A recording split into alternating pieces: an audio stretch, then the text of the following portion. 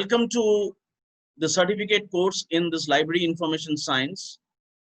Today I am going to talk to you on a very important subject which is called as modern society. Now let us understand what is society. A society or a human society has several different meanings. It refers to the people living together in a community, sharing the common interest, and maybe having distinctive customs and institutions.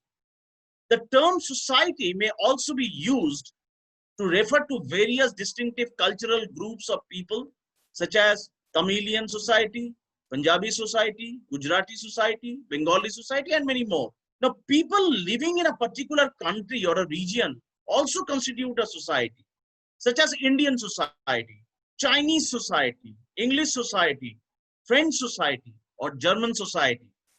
An organized group of people associated together for religious, benevolent, cultural, scientific, political, patriotic, or other purposes may also be considered a society.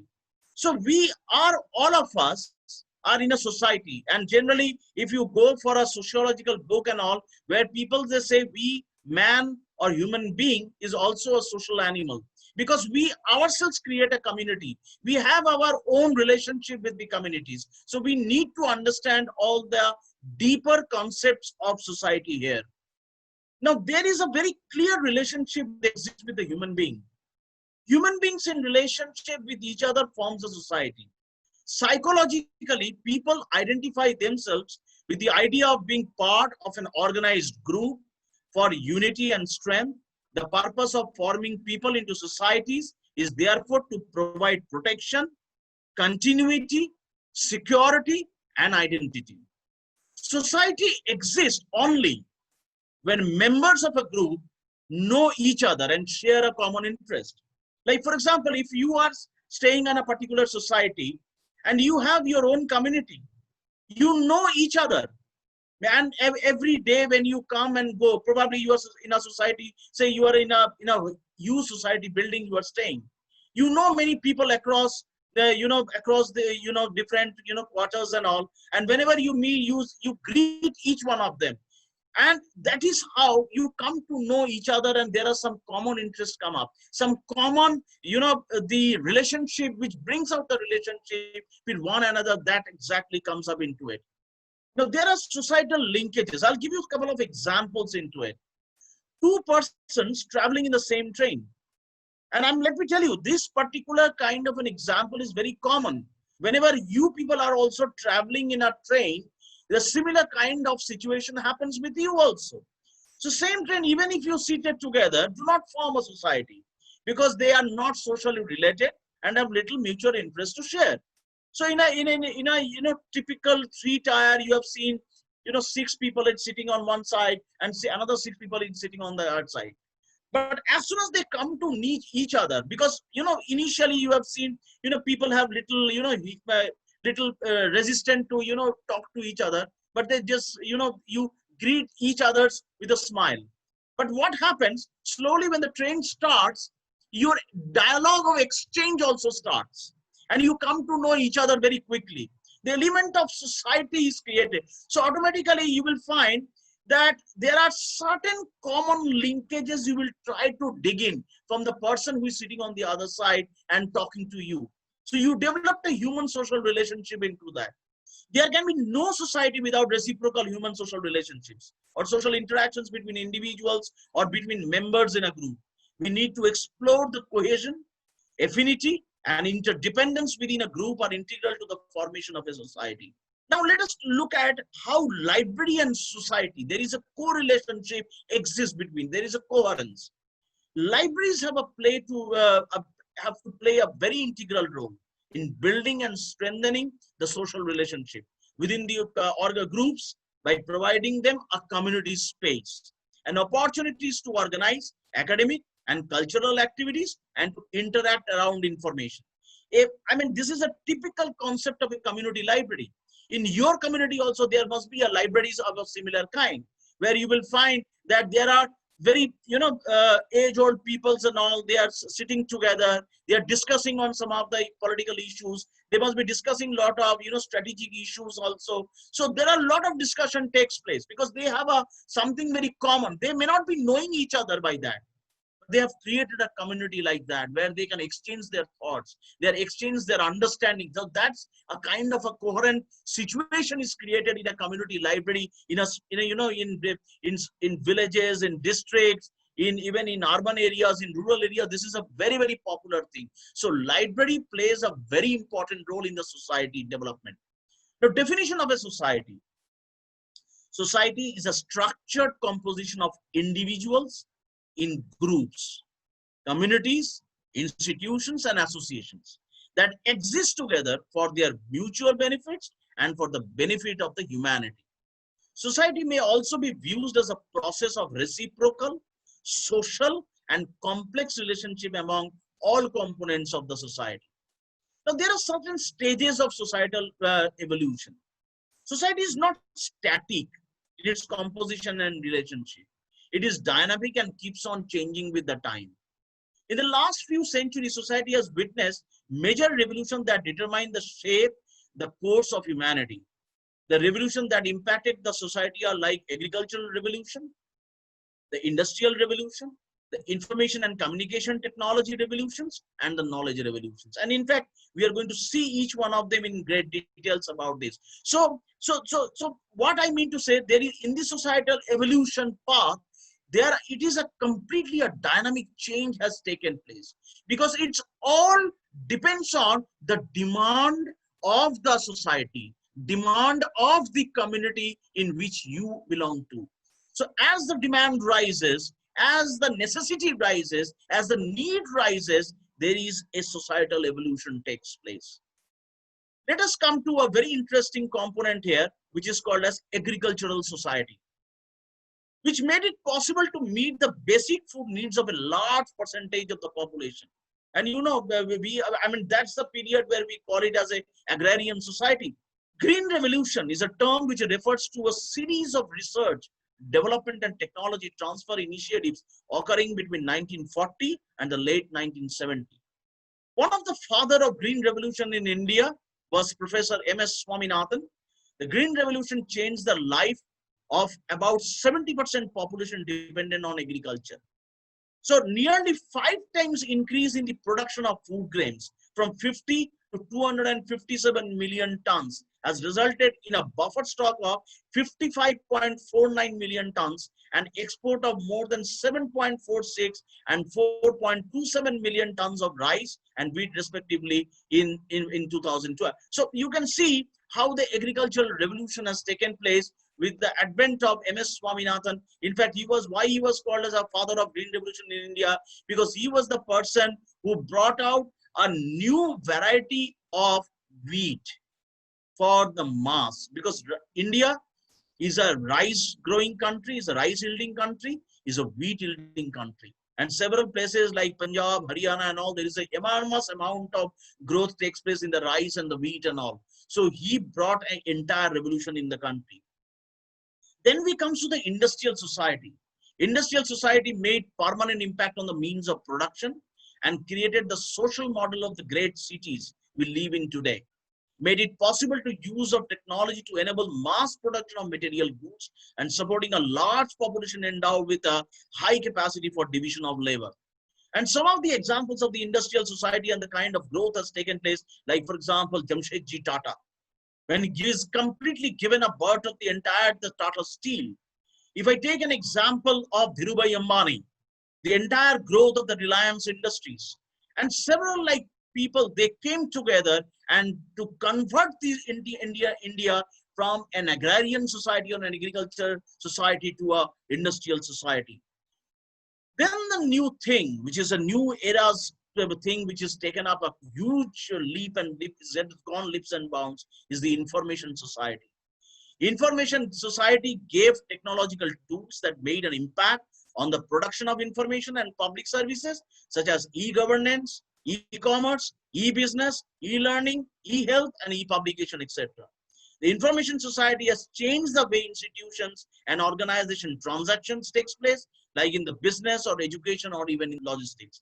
And in this particular society, information is the key thing which has completely revolutionized. It has gone into the people's life, and people cannot survive without the amount of information they have. And then come your knowledge society. So today we are in a knowledge society, which refers to any society where knowledge is the primary production resource instead of capital and labor. If somebody has got a knowledge today, he has everything. He has got capital, he has got labor, he has got money, he has got power, everything. So it is the knowledge which is actually in the global level also, not only in India, but in global level, it is ruling the world. So knowledge is power, and we are currently in a knowledge society. Now, the advent of this knowledge society, a knowledge society is identified by its recognition of knowledge as the main source of economic progress. This new model of development is bringing about a fundamental reshaping of the global economy. All over the world, the mind is replacing the muscle as the key driver of growth. Now, progress towards knowledge economy. The pervasive influence of the modern information and communication technology goes beyond the hyping of the worldwide. Let us look at some of the advent of the knowledge society, which is I'm emphasizing here. Like a knowledge society is identified by its recognition of knowledge as the main source of economic progress. This new model of development is bringing about a fundamental reshaping of the global economy. All over the world, the mind is replacing the power and as the key driver of the growth. So you can imagine it is when I'm talking about mind is replacing the muscle. Now, if this particular line, if I take the mind, means it is the knowledge which is residing in the mind of the people. So the knowledge, which could be a tacit knowledge, it could be an explicit knowledge. Now, in this particular tacit knowledge, this explicit knowledge, it is extremely important in today's context, because that gives an enhancement towards the economic progress. And that is very useful as far as when you are in a state, whether you are in a nation, or whether in some organizations. So there is a economic progress or economic development takes place in that context. So you need to understand these advents which is there in the knowledge society. Now, one of the important component here I want to emphasize is one of the renowned man is called Professor Peter Drucker, where he wrote a very interesting book, and he mentioned that we are today in a knowledge economy. So please understand, these are two very vital words he has mentioned. One is knowledge and another is economy. Both the words are in synergy with each other. They are very much related to each other. As I mentioned earlier, that a group, an individual, an organization who has the knowledge today is going to have a very strong backbone of the economy also. He can look at the progress of the economy also. So it is very much correlated in each other. So the pervasive influence of modern ICT, that is information and communication technology, goes well beyond the hyping of the World Wide Web. What is underway is a metamorphosis of the prevailing present economy and society at large. The ability to gather, store, disseminate, and retrieve large quantities of data and information has leapfrogged only in the knowledge society. One of the critical dimensions of the knowledge society is the shift in the stress and emphasis on the application of knowledge. It is not only the knowledge what we are talking about. We are talking about the application, how the knowledge is going to be applied in the community and the society. And the digitization of information and influence of the World Wide Web are facilitating a new intensity in the application of knowledge to economic activity. So today, what we are going to emphasize is, when I'm talking about you, us, we are all knowledge workers, and we have our own intellectual property. So intellectual property and not physical property is the crucial component in this context. The rider, however, is that the knowledge worker needs to be a lifelong learner, adaptation and adoption of hanging opportunities, the ever-evolving business formats, and demanding the work practices. When I'm talking about lifelong learner, it means that today you have done, you have completed your certificate in library science, BLBS you have completed, MDBS you have done. It is not going to stop there. You have to go and keep on learning beyond that, because the entire knowledge graph, if you look at it, it is rising. So you also enhance your knowledge accordingly. Adoption and adoption of hanging opportunity, you should be able to look for what are the opportunities which are there in front of me, so that I can quickly go and grab all of them. What are the different kinds of the different kinds of business which is coming out? We need to understand the different types of business which are coming out, and probably we can venture out in some of them. And what are the new work practices when there is a lot of advent of ICT is taking place? One of the important component, I think we all of us should understand, and especially you people should understand, what is basically called as urban rural divide. While the concept and consequence of the knowledge society in India has made it mark on the lives of the urban elite, it has not yet had any impact on the lives of the people below the poverty line.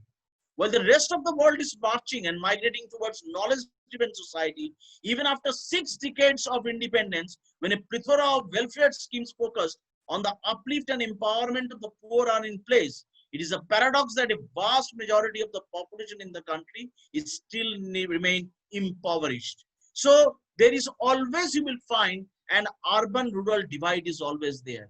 So being a knowledge worker, being in the part of a knowledge society, you cannot completely eradicate the urban-rural divide. But what you can do, you can minimize the urban-rural divide.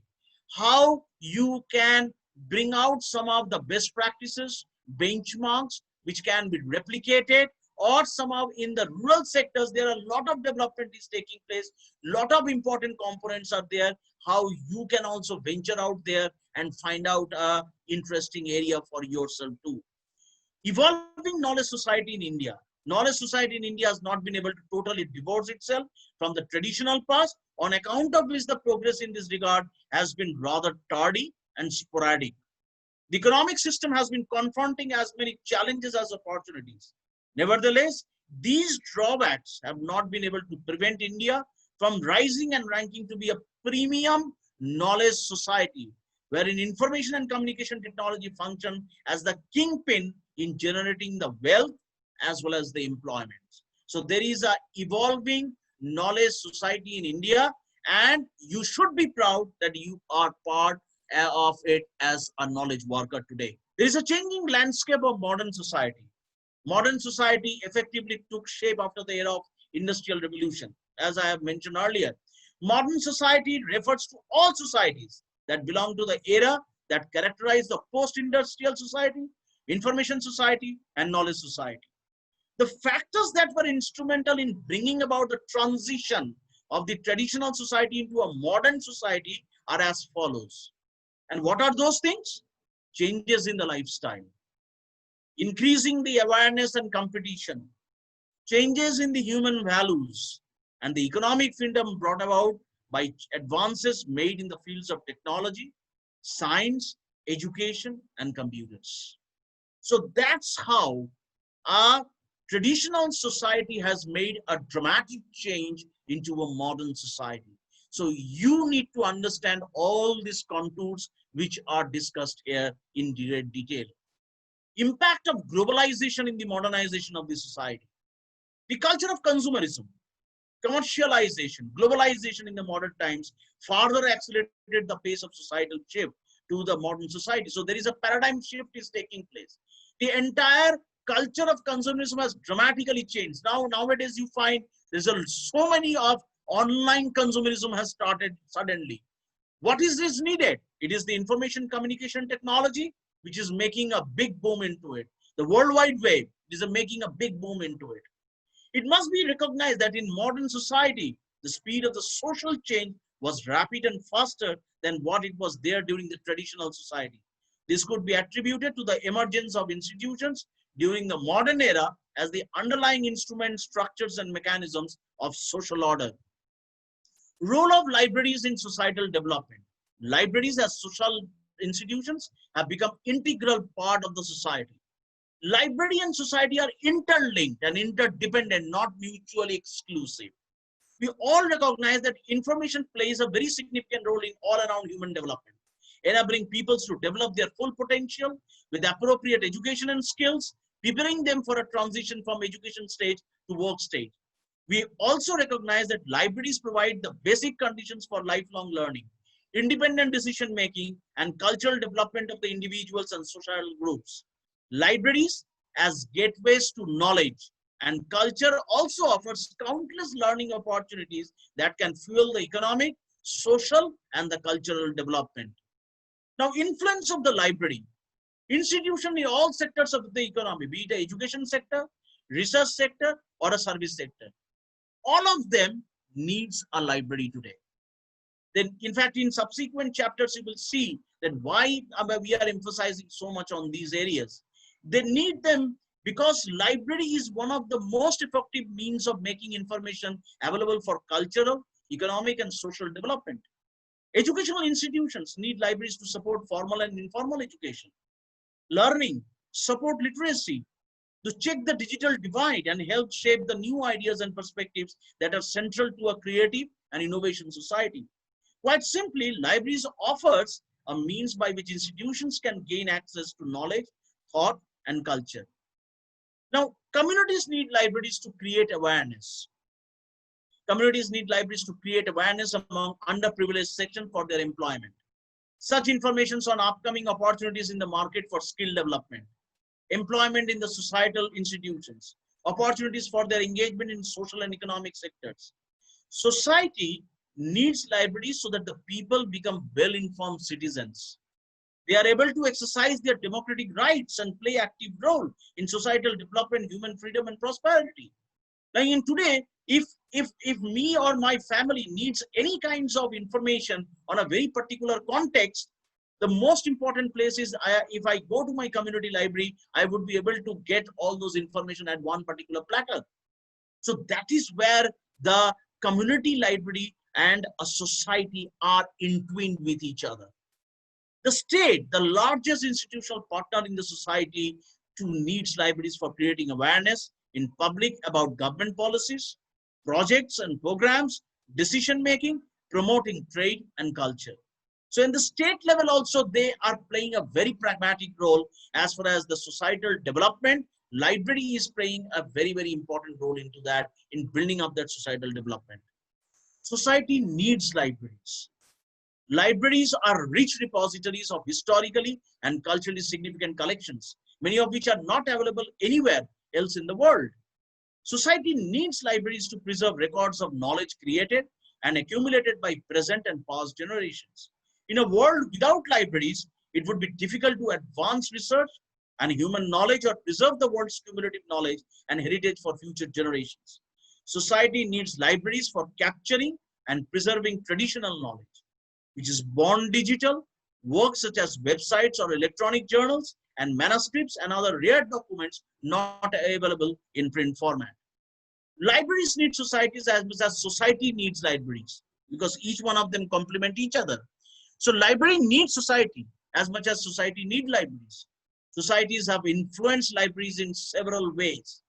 It was mainly due to advancement and the development in the ICT that traditional libraries could see the change in their basic operations and services, bring change in their working environment, effective new modes of acquisition such as e-resources that presuppose the implementation of new access strategies, etc. In the emerging electronic era, the mechanisms for information delivery in libraries have changed from print to online. The use of electronic services and web-based information sources has increased. Libraries are managed in a more democratic way, and that library services are more user-oriented. The ever-expanding user base of institutions in the education sector, service sector, and research and development sector has indeed influenced and contributed to the growth and expansion of the libraries. The dynamics of libraries catalyzing the libraries into the collaborative systems at all levels of library service. Another important context is your user expectations. As societies advance and modernize, the user's expectation from libraries have also changed. Societies have persons of all ages, men, women, children, all classes of people, rich, middle income group, poor, scholar, teachers, students, semi-literates, illiterates, physically handicapped and blind, different races, ethnic groups, and so on comprise of modern societies. So each one of them in a society, as if you look at from a library point of view, they are your potential stakeholders.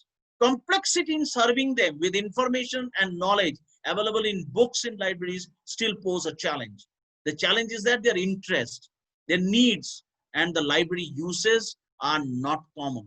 The nature of their activities vary sharply and accordingly to their needs. Their information needs range from a simple to complex requirements, reflecting their varied interests and activities. Libraries and other institutions that handle and manage knowledge and information can only meet such expectations of modern society. So in a conclusion, before I end, we must understand that society without libraries has no significance, and libraries without society have no origin. So it is very clearly, it demarcates that if you want to have a modern society in today's context, you need to have a library there. And whether you, because a library is a custodian of a rich cultural preservation and conservation of a rich cultural heritage of a state, of a nation. And libraries have indeed become an integral part of the growth and the development of the society. So thank you all for listening to this session on modern society.